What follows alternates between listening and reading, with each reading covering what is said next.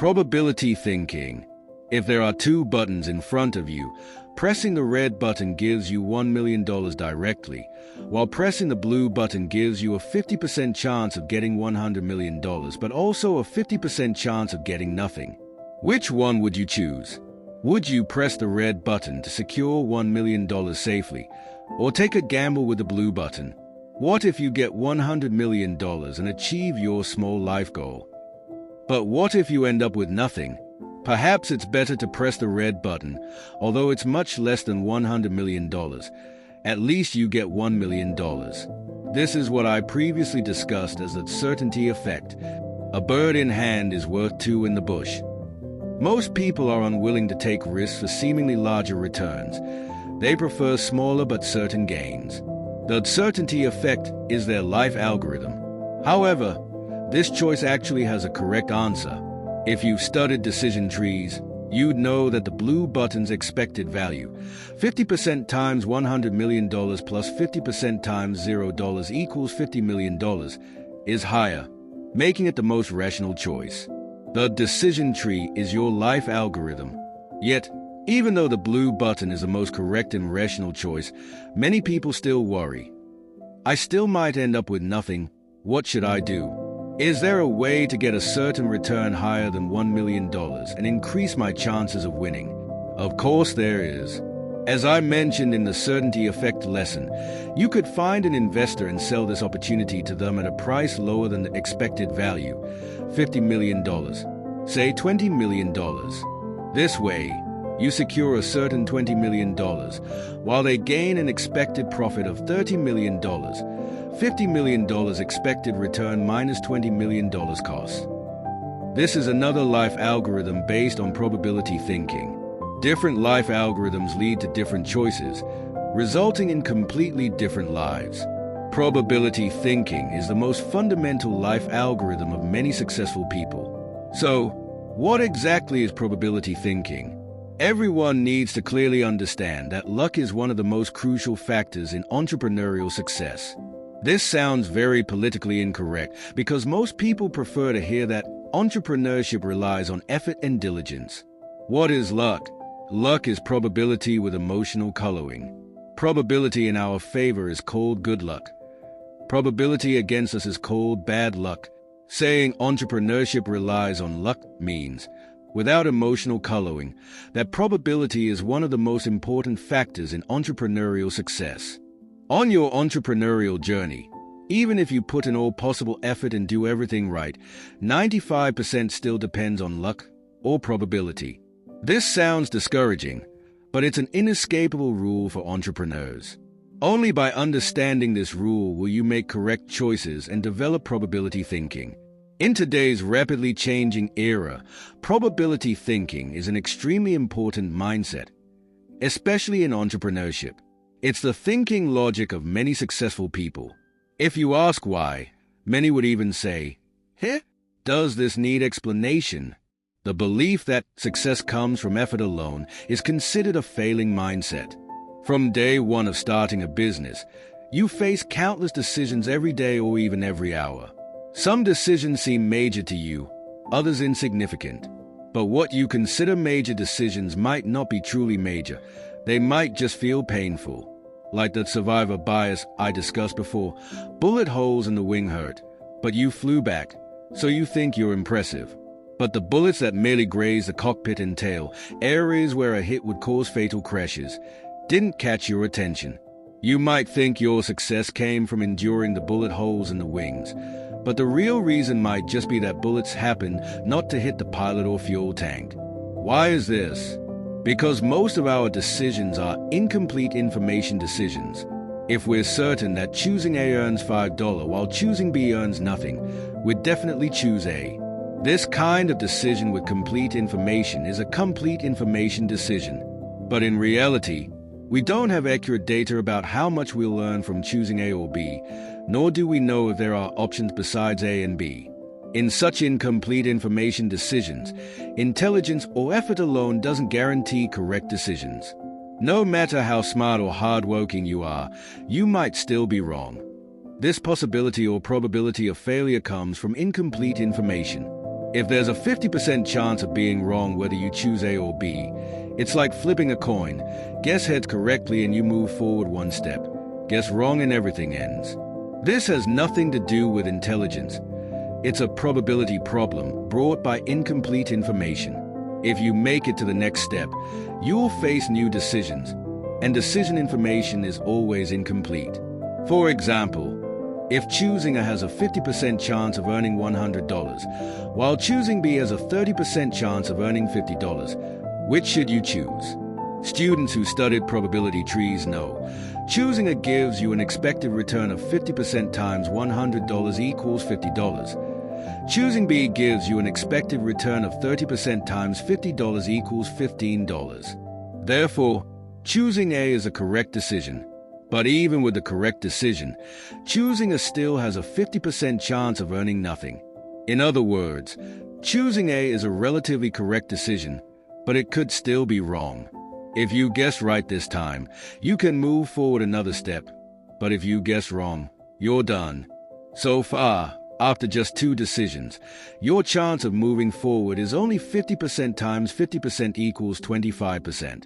By extension, as decisions continue, how likely are you to fail each day? Clearly, saying that 95% depends on probability isn't an exaggeration. Therefore, we should believe in the necessity of effort while understanding how important probability, completely beyond our control, is to entrepreneurship. I'm not saying this to discourage entrepreneurial spirit, but to help everyone understand probability and find ways to hedge against it and reduce its impact after acknowledging it. So how do we hedge against probability? The primary method is to find things with high probability of success. 1. Era. The probability advantage brought by the era is enormous, helping those who follow the times achieve great success. During the 2018 Double 11 Shopping Festival, Alibaba's total transaction volume was 168.2 billion yuan, equivalent to Mongolia's GDP for 2 years. Quite shocking. When Alibaba published this number, they also revealed that 90% of transactions were wireless, meaning in this era, 90% of people ordered through mobile phones. What does this mean? Taobao started by selling things on PC, and in that era, people believed that 12-inch screens displayed product information more comprehensively, while 5-inch screens couldn't fully express product characteristics. But seeing that wireless transactions account for 90%, you must realize times have changed.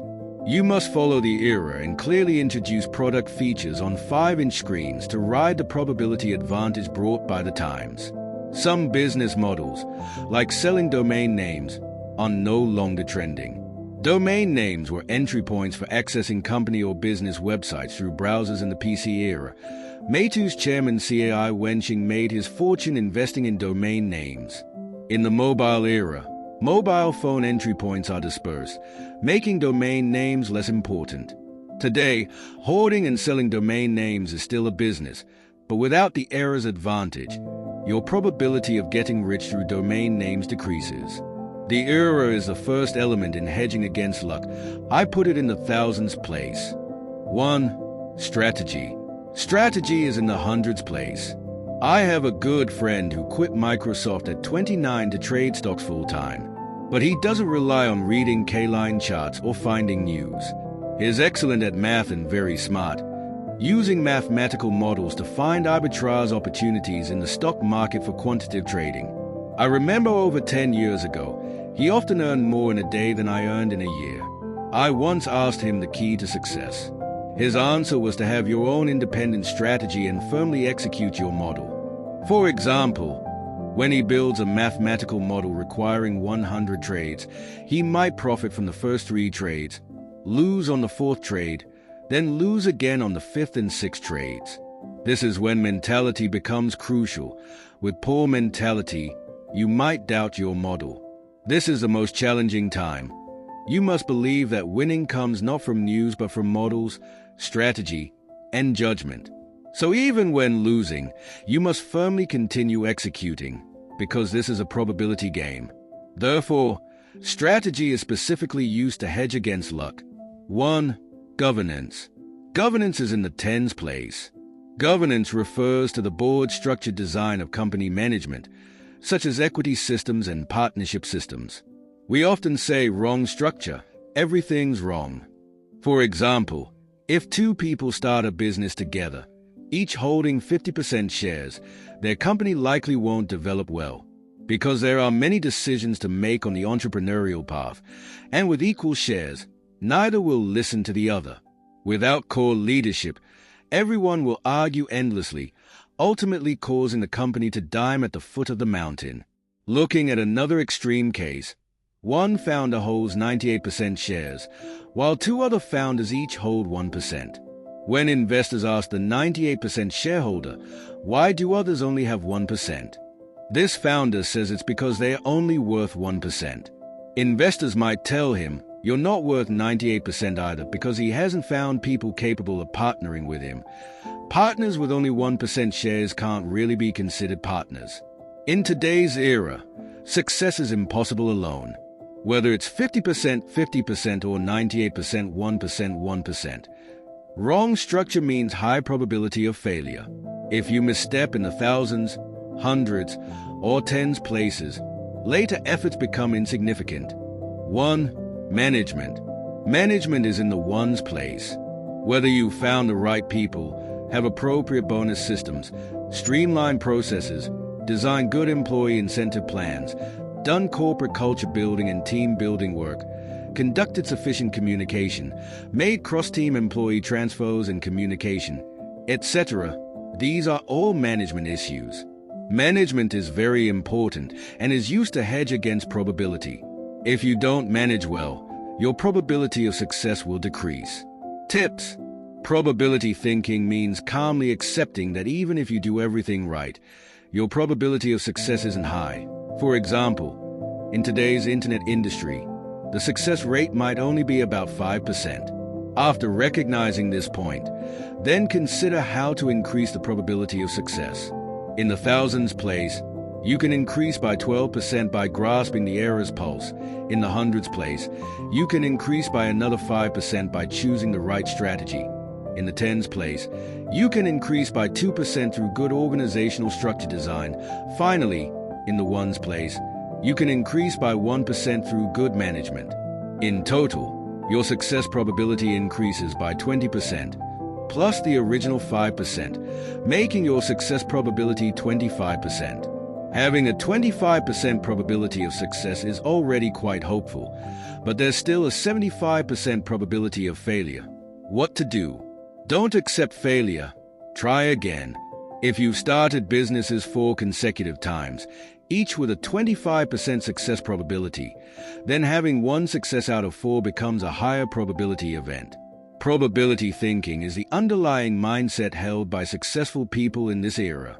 Understanding and applying probability thinking to increase good luck and avoid major pitfalls and traps allows entrepreneurs to go further on the path to success. Like, comment, and subscribe for more insights like this. See you next time.